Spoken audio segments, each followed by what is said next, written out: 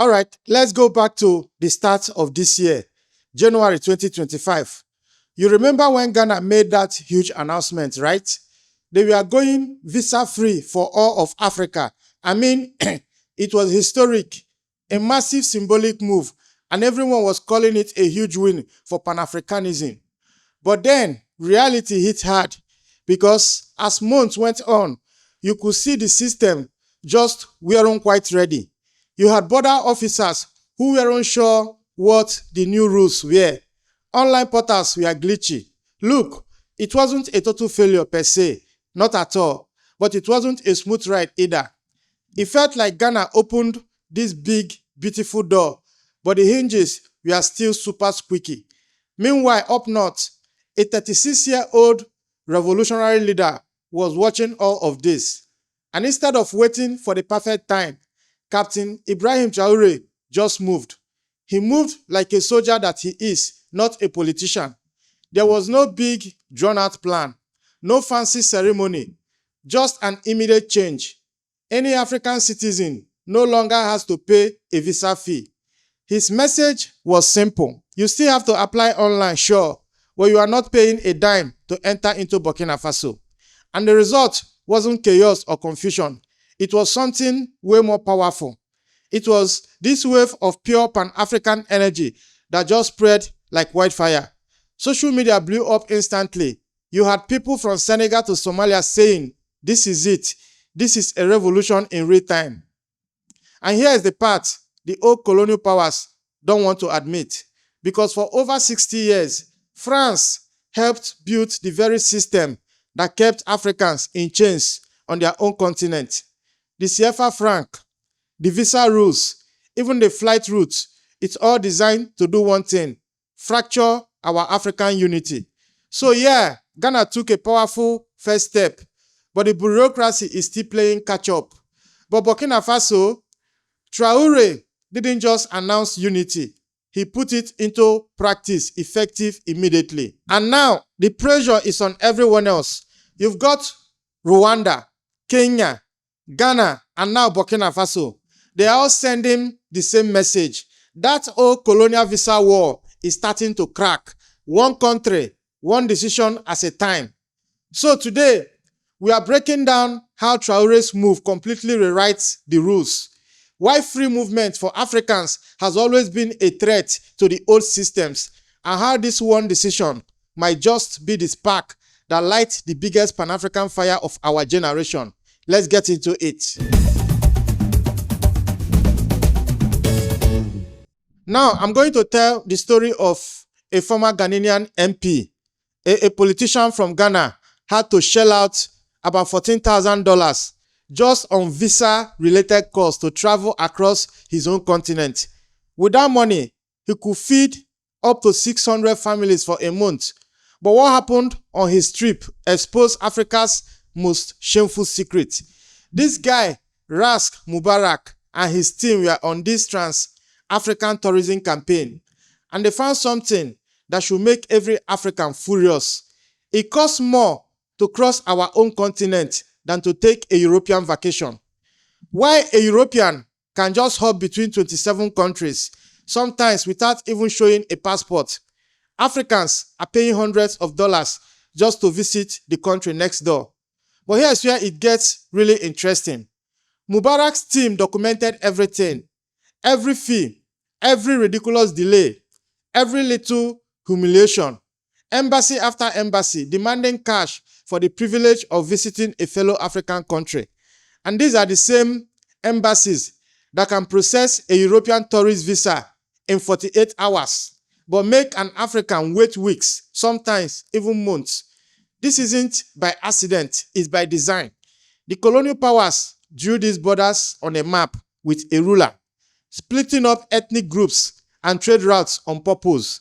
Then they built these visa systems to keep that division going, making sure Africans stay strangers on their own continent, while Europeans cruise through lands their ancestors once colonized. The stories from the Trans-African team are the same stories you hear from millions of other Africans. Students who lose scholarships because the visa takes too long. Entrepreneurs who miss out on deals because some embassy official wants a bribe. Families kept apart because it's just too expensive to visit your relatives in a neighboring African country. Meanwhile, Europe got the Schengen arrangement. They got the Schengen agreement. Free movement, no visas, no fees, no questions asked. 27 countries acting like one. They have that while they've helped keep Africa chopped up into 54 pieces that all requires visas. So when Mubarak's travel cost went viral, social media just exploded. The comments were heartbreaking. Paid $800 to go to my cousin's wedding in Lagos. Missed a business deal in Accra because the embassy wanted documents I couldn't get. These are the kind of stories that kept coming up, and it laid bare this huge continent-wide scandal. But why activists were burning through thousands just to get across a border, one revolutionary leader was quietly getting ready to make a move that will send shockwaves all the way to Paris. All right, folks, fast forward to September 12th, 2025, when the world is distracted by wars and elections. But in West Africa, a 36-year-old revolutionary leader just declared economic war on the system that's kept Africa divided for over 60 years. Captain Ibrahim Traoré steps up to the cameras in Ouagadougou and makes this announcement that just blew up African social media. He says, from now on, any citizen from an African country wishing to go to Burkina Faso will not pay any amount to cover visa fees. That's it. Simple words. Continental earthquake. But this wasn't just hype. It was a brilliant strategic move. Remember Ghana's messy rollout? Traoré's team was prepared. Their online visa portal stayed up and running. The rules at the border crystal clear. Now, the whole thing was smooth because they actually planned it. The difference between this and Ghana's rollout was night and day. Ghana announced their plans with a big party. But months later, people at the border were still confused. The rules were all over the place and the system was overwhelmed. Traoré basically looked at Ghana's mistakes and said, not gonna happen here. He kept the online application for security, but he got rid of the financial barrier. He kept control, but he removed the opportunity for exploitation. The message was clear. Africans are welcome, but we still have standards. But the most telling reaction, it came from France, because French media tried to ignore the story at first. Then they finally covered it, but with a skeptical, we'll see kind of attitude. French officials said nothing publicly, but behind the scenes, they were whispering about security issues and migration pressures. Traoré's timing was perfect. It happened right after anti-French feelings were rising in the Sahel, right after Burkina Faso left ECOWAS, and right when France's influence in the region is at all-time low. It was the perfect storm. Look, Traoré isn't the first leader to talk about African unity. We've seen a lot of broken promises. So what makes this time different? How can a military leader from a landlocked country pull off what so many others couldn't? So get this. Out of 54 countries in Africa, only 4 have actually done what every Pan-Africanist dream of. Complete visa-free access for all Africans. And their secret, they just ignored the experts and just did it. Benin Republic, the Gambia, Rwanda, and Seychelles. These 4 countries proved that opening up your borders isn't just possible, it's profitable. But their stories show how what Traoré is doing is both so smart and so risky. Rwanda is the most dramatic example. I mean, to go from the aftermath of a genocide to a top tourist destination in just 3 decades is insane.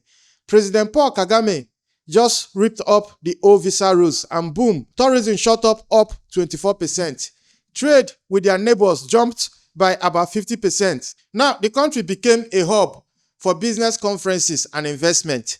The Rwanda model worked because they did their homework. They upgraded their border infrastructure before they opened up. They trained their immigration officers before the policy changed. They marketed their openness before the tourists arrived. You could literally see it in almost every English Premier League match. Rwanda spent a lot of money advertising their openness. The result was controlled growth, not chaos. The Gambia did it differently, but it worked just as well. As the smallest country in West Africa, they couldn't compete on size or resources, so they competed on access, and it paid off. Tourism is now their biggest source of foreign cash. Seychelles used its geography. As an island, it's easier to manage who comes in and out, so they could offer openness without sacrificing security. Suddenly, African businesses who used to meet in Dubai were meeting in Seychelles instead. Benin Republic's success was a surprise to a lot of people too. It's not a super rich country per se or a huge tourist spot, but getting rid of visas massively boosted their profile in the region. These countries gave Traoré a proven playbook. He could see what worked, what didn't, and adapt to it. The evidence was right there. Opening up your borders works if you do it right. But here's where it gets awkward for other African leaders. These four pioneers pulled it off, while much bigger, richer countries kept their borders shut. Rwanda has better visa openness than Nigeria, which has one of the biggest economies on the continent. The Gambia is outperforming South Africa. Seychelles is beating Egypt. It's pretty clear. Success comes down to political will, not the size of the economy. These countries made a choice. They chose Pan-African principles over easy visa money and bureaucratic laziness. But Rwanda had advantages that Burkina Faso doesn't, like not facing terror attacks, plus stable government and international support. So Traoré's challenge is to pull off the same trick on a much harder difficult circumstances. Now, African economists figured something out that absolutely terrifies Western financial institutions. If Africans could just move freely across their own continent, they could unlock more wealth than the entire GDP of most countries. The numbers are just mind-blowing, and they show you exactly why there are forces working so hard to keep Africa divided. Because right now, trade between African countries is around $220 billion. Sounds like a lot, right? Well, it's not. It's only about 15% of the continent's total trade.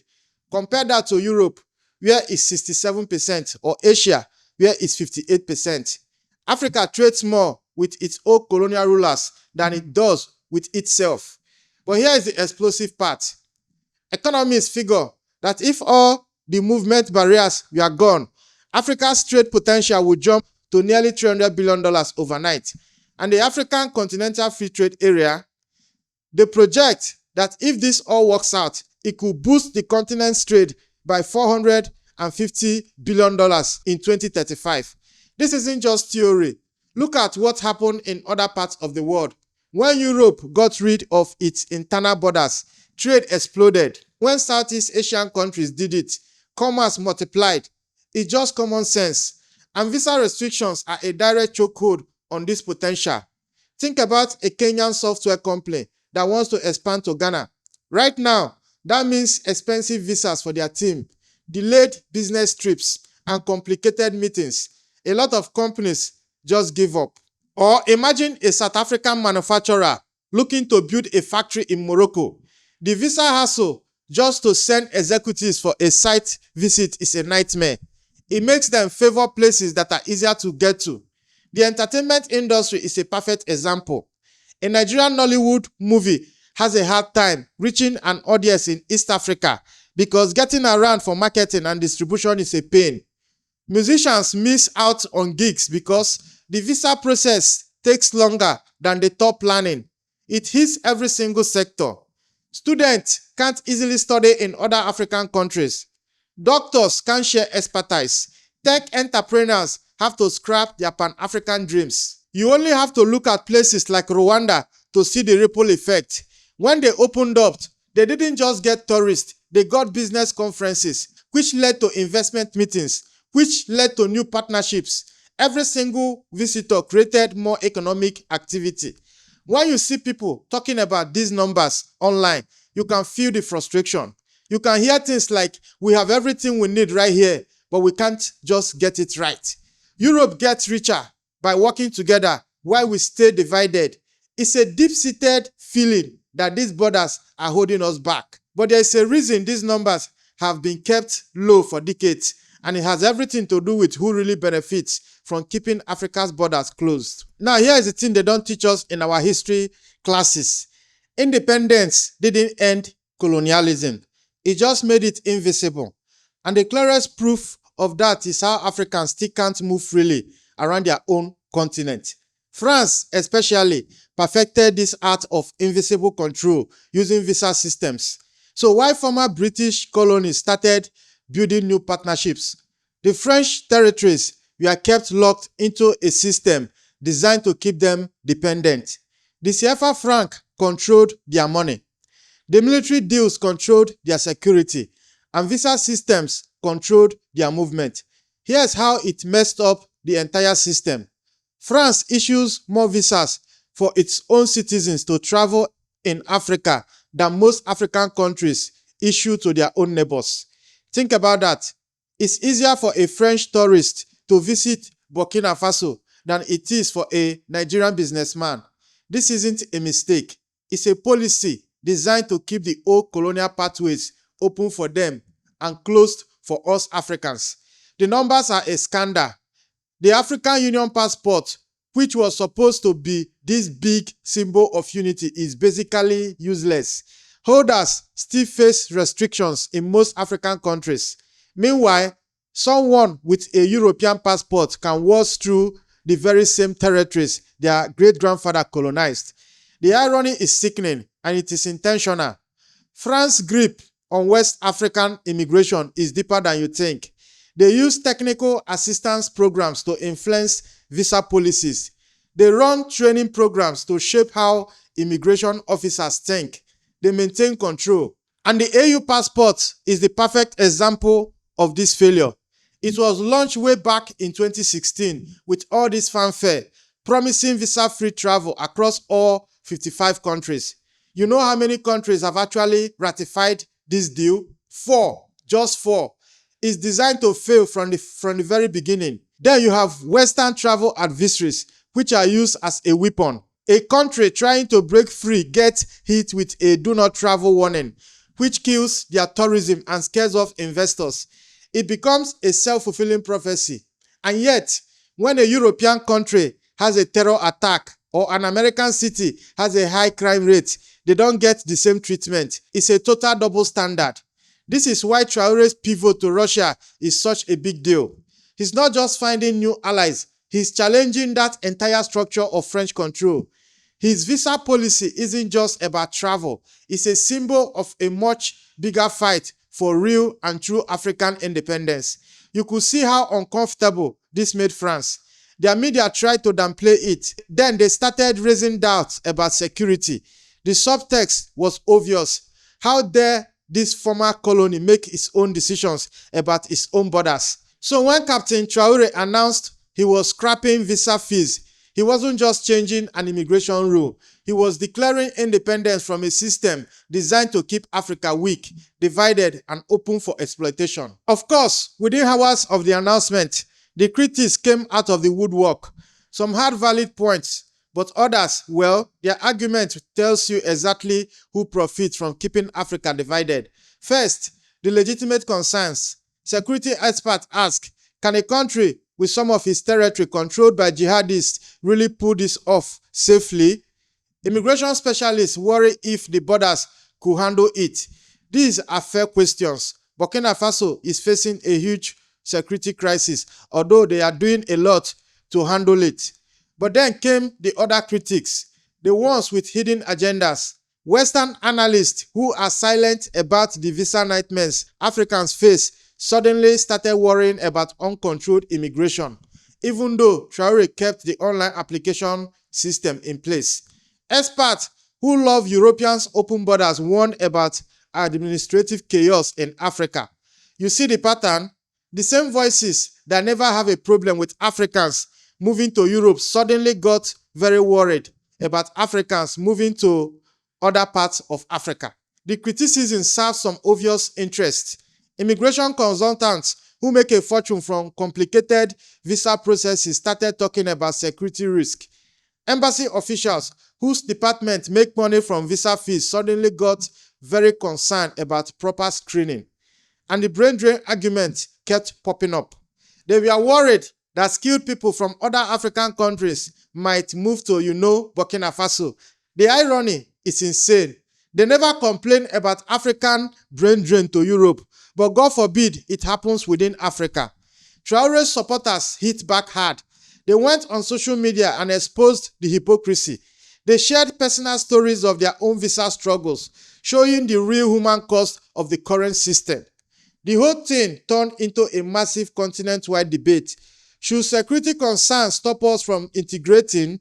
Can countries facing tough times still push for Pan-African ideals? And is this criticism genuine concern or just neo-colonial meddling? The critics do raise important points though. Making this work will take careful planning and resources, but they are missing the bigger picture. They are missing the fact that something is already happening across Africa, whether they like it or not. Look, this isn't just about Burkina Faso anymore. Ghana, Kenya, Nigeria, they are all part of something bigger. Because according to the latest West African Visa Openness Index, 39 African countries have improved their visa openness since 2016. Nigeria's passport has climbed to 88th position on the Heli Passport Index, its highest in 5 years. Africa is pushing back against movement barriers. This isn't just talk. The momentum is building and it's hard to reverse. And check this out. The Alliance of Sahel States, Mali, Burkina Faso, and Niger are creating their own common visa. They are not waiting for permission. It's a revolutionary idea that could inspire others to do the same. Even with all the political drama, ECOWAS is still committed to free movement for its members. That shows you that the economic logic of integration is more powerful than temporary political fights. And Rwanda just keep proving the model works. More tourists, more businesses, more investment. It's a walking, talking advertisement for open borders. Every time a country makes a move like this, social media amplifies it. It creates this positive feedback loop. A success story in one country inspires another to follow. Now, this is digital Pan-Africanism in action, and you can't ignore the generational shift. 70% of Africa's population is actually under 30. This is a generation that grew up connected across borders on social media. They see themselves as continental citizens, and they are demanding policies that match that reality. The business community is pushing for this too. Entrepreneurs need to move freely. Investors need flexibility. The market itself is fighting against the old stuffy bureaucracy. This whole movement is becoming unstoppable. The question isn't if it will continue. The question is which leader will get on board and lead the charge, and which ones will get left behind. Captain Traoré just proved that sometimes a simple act of courage can move a mountain. His decision is part of a wave that's transforming Africa from a bunch of isolated states into a connected continental powerhouse.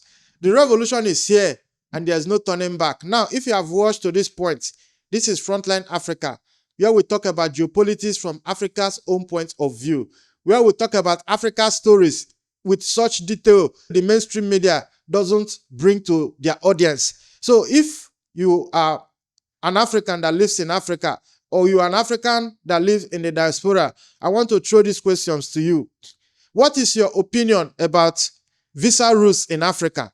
Do you think all 54 African countries should scrap all this whole artificial fake borders and scrap all these visa rules and make African Union become what it was created to be, like the European Union, African Union? We can't just copy name and forget about the practical realities behind it.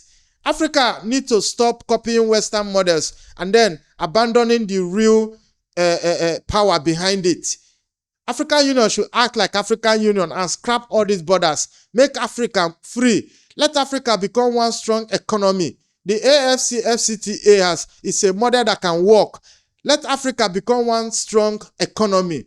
No borders, no trade barriers. That is the only way we can compete. That is the only way we can have a voice in this upcoming multipolar new order.